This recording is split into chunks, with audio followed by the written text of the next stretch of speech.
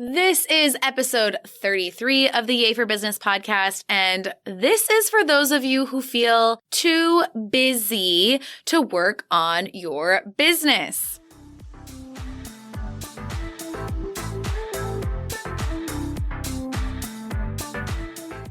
Okay, so funny story, when I originally wrote down the notes for this episode, I wrote something like, is busyness getting in your way? But I spelled busyness like business. And then I realized, mind blown. This is the problem. The word business and busyness are confusing people, and they think that having a business means being super busy all the time. That's my sarcasm, so just take it for what it is. And so I want to address this fully knowing that a lot of you who are super busy are not going to be listening to this unless you're in the car driving to a client appointment or something like that. So here's what I want you to know before you turn this off. This episode is going to save your business. Not single-handedly, but it's going to be the open window for you to get out of the trap that you are currently on that is keeping you not just stuck, but you're actually cycling down into what is eventually going to be burnout of some degree, okay? I've seen it happen. I've seen it happen well. I've seen it happen not well. I've seen people be able to perpetuate themselves hovering over rock bottom with this for years. That's the worst. You do not want to be able to perpetuate this situation. So how do you know that you're stuck in busyness? If you are in a program like Yay for 100K or any other program, right? But I'm going to talk about Yay for 100K just because, again, my program, and we see this a lot, and our program also helps with this. So we really see it a lot, right? We specifically target people who have this problem, is that you aren't implementing the program because you're so busy doing client work. You are the people who often ask me when we'll have lots of DM conversations during the enrollment process. I have little DM conversations with everybody, and these are the people who always ask me how much time is required to implement the program, because I know, or that's an indicator to me, ooh, this person really needs the program. This busyness problem is an indicator that you are prioritizing your client work over everything else. You're saying yes to all client work and not no, and you're not protecting your time. And you're probably feeling safe. You don't like it, right? But you're probably feeling safe in the busyness of the business, okay? You're feeling needed, you're feeling purposeful. You don't know, you might be scared of what it would look like for you not to be constantly your client's beck and call, or not constantly having to jump in on client work. That actually might be really scary if you actually sat and thought about it. You might think that's what I really want, but there's nothing preventing you from getting there other than your own damn self, right?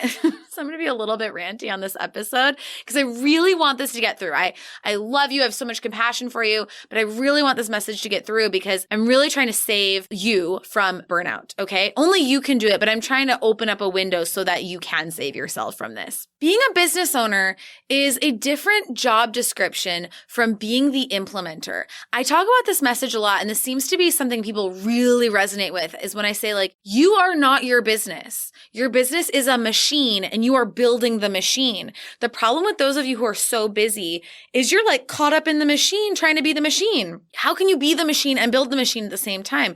You're finding so much self-worth and identity and value in being the person who does the work and the clients need and all of that. Again, I know it probably feels like you don't like it, but I think it also is giving self-worth and identity, right? That it's scary to go into the role of building the machine. You are not the business. You are the owner of the business. You are the builder of the business. If you started out as a graphic designer, let's say, that's very different from having a job as a graphic designer. Your job as a business owner is not to do the client work 24/7. It's not to be the designer 40 hours a week. It's not to do coaching calls 40 hours a week. That is not your job as a business owner. That's your job as an employee in a business. So if you want to do that, if you want to just do graphic design work, or you just want to be a copywriter, you just want to do photography, or you just want to focus on the technical work, get a job doing that, please.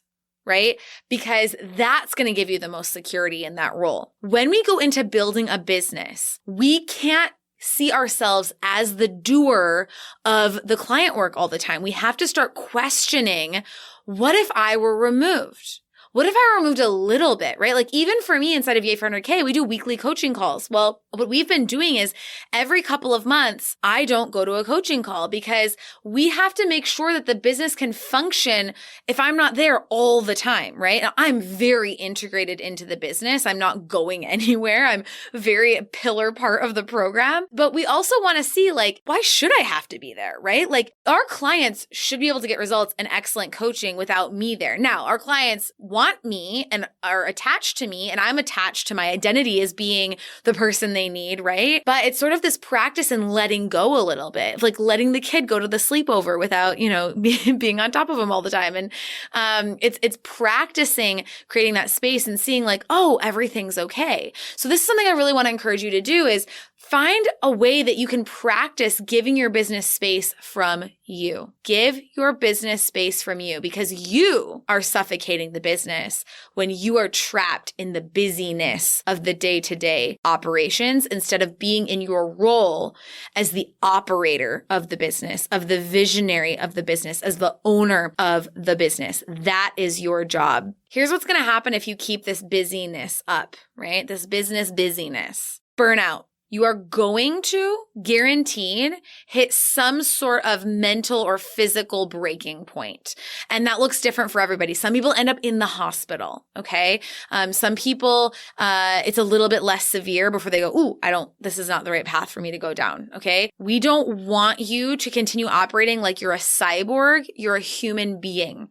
All right. And this is not healthy. It's not how businesses are run. It's not necessary. And it's also hurting the business that you're doing this. That's what I want to show you is you right now are believing I have to do this for the business to run. And what I want to show you is doing this is hurting the business. You are suffocating the business because the business can't run without you. Everything's depending on you. And then you're breaking down because you can't function. You can't sustain this. It's an unsustainable way of operating. So let's fix it before we get there because right now you're becoming less and less effective every single week, every single month, every single year. How long are you going to let that go on? It doesn't just end. There isn't a magical day where, finally I have enough work. And now I think that's sort of what maybe a belief happens when folks get stuck in this is like, okay, if I work hard enough, one day I'll get to a place that feels good. No, you're just going to get to a place where you're working harder. That's not how it works, right? Your business will dry up. It will shrivel and die without you because it can't function without you. You are going to feel resentful of your clients and they will feel it. And the quality of your work is going to suffer. This isn't sustainable energy. And we need to talk about the concept of rest. I'm going to keep this episode relatively short because I know you're busy. And I thank you so much for giving me this much of your time, right? I'm hoping this is getting through. Rest. You might believe right now that working all the time is productive, that you feel good being productive and you feel guilty when you're not being productive. Here's what I want you to know. There has been lots of research showing that once people pass the 40 hours of work, and that's not client work, that's work, answering emails, anything having to do with work, okay? Not client work, work in general, is that your effectiveness starts to go down a lot. And when you rest, you actually recover all of that. When you work less, you're way more productive. You're way more effective. So this way you're functioning, you're sacrificing of yourself. And I know right now you're like, with the mechanics, like how would it work? How would I serve the clients? That's not what this episode is about. This episode is about you starting to question whether this is the right way forward. The mechanics of how do we actually do it, that's something we can address later. That's something I teach our clients inside of Yay for 100K. Like that's the strategy. That's the how-to. But until you see that the way you're doing it is hurting, not helping, you won't be open to the strategy. I could give you the strategy, but you won't implement it. I know that because I've done it and I've seen it, right? This is like core belief for me is strategies don't get implemented if the belief system isn't there for it. Okay. So we need to make sure that you understand that rest is work. Rest is work. I want to introduce you to a concept that might blow your mind because I'm on the opposite end of the spectrum is that I don't work very much. I really don't. I don't know how much because I don't measure it because I don't care. I just work as much as I want to work. And yet my calendar is very restricted. So if you try to get on my calendar, It's not easy. And we often have to move things around because I'm very boundaried with my time because that's how I like it. And that's how I thrive. And I know that to be of best service to my clients, to be able to record podcast episodes, to be able to show up in my zone of genius, I also need to allow myself lots of lounging around and doing nothing time. So just because I'm not working doesn't mean I'm available. Just because I don't have meetings on Monday doesn't mean I'm open for meetings on Monday. You understand? Like, I only take meetings on certain days. And once I have a certain amount in a week, it's like, nope, nothing else this week. Move to the next one, move to the next one. And I'll block off like nothing on Monday mornings, nothing on Friday afternoons, because I want that long span of time and that I've designed it that way. You can design it how you want to design your work. Here are 2 things that have to happen for you to get off of the busyness cycle. 1, you have to see and believe that the busyness cycle is detrimental. If you continue to believe that doing this is what you need to do, then you can't. It won't work. And then here's number 2, practical. We want some strategy advice. You have to raise your prices and say no to non-ideal clients. Because right now, the only way you can be this busy is if you're saying yes to too much work. And you're saying yes to too much work to make a certain amount of money. So what we need to do is we need to make sure we're not saying yes to all the work. In fact, the math I give is client work should not take up more than 50% of your work hours per week. So you have to block it at 50%. So if you work 40-hour weeks, that's 20 hours a week of client work and 20 hours of working on the business operations, team management, whatever, like other stuff to work on the marketing, all that kind of stuff. Okay. But the other thing you have to do is raise your prices so that you can get better clients, more streamlined, right? The services are more streamlined. You can train people on your team to help you to implement, or you just cut out a lot of stuff that you don't need to be doing because you're doing too much. We communicate with your clients. I promise your clients are not different from everyone else's clients. They need boundaries just like everyone else. We set those boundaries. Your clients are suddenly less of a pain. They are less needy of you. And you're able to now make double as much money in half as much time. Okay. So I would love to know, what do you feel when I say that? What comes up for you when I say that's what you need to do to work half as much and make double the amount of money? All right.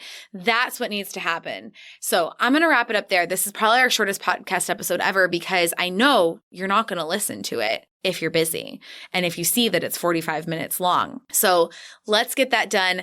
Let's make a declaration that you're going to plan some time for CEO days in your business. I have some resources for you on that. I have a podcast episode on CEO days. I have Schedule Smackdown for service providers, and we'll put the links to that in the show notes. But if you really want to implement this, come work with us inside of Yay for 100K. We'd love to work with you. And we also have tickets on sale for our virtual conference.